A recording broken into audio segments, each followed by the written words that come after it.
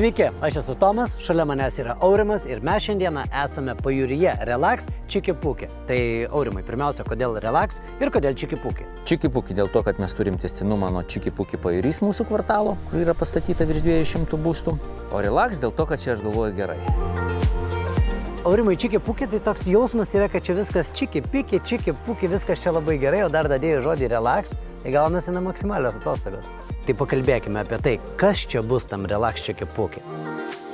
Privati 4 hektarų teritorija, pilnai aptverta, su apsaugos būdele, su 25 metrų baseinu, šildomu, 4 padelio kortais, beach tenisu ir 2 pirtim bei 4 kupolais. Kupolai, kam jie bus skirti? Kupolai bus skirti šventėm, nes vis tiek būstas yra mažas. Jeigu žmonės atvažiuoja didesniom kompanijom, gali pasimti kupolą ir pabūti ten jaukiai, pabendrauti, pakalbėti, pailsėti. Vau, žmonės iš čia prie jūros tiesiog nenueina. Nepriklausomai nuo to, kad jūra yra ranka pasiekiama. 80–90% čia lieka jie. Nuo atostogų pradžios iki atostogų pabaigos. Kartais mes jiem parodom, kurioj pusėje yra jūra.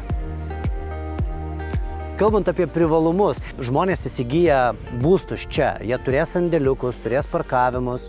Kiekvienas namukas turės atskirą sandėliuką 4 kvadratų. Kiekviena bus po vieną parkingo vietą. Yra galimybė kiekvienam namukui įsirengti savo parkingo vietoj elektros pakrovimo stotelę. Kokio didumo bus kiemai?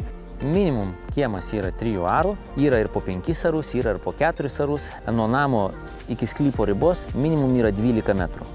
Tai mes turim erdvės pakankamai tikrai prasikepti, būti gamtoj ir relaksuoti. Oi, Aurimai, čia šitam kvartale aš drąsiai jau dabar galiu teikti, viskas yra apie relaksą. Susitiksime Relax Čiki-Puki.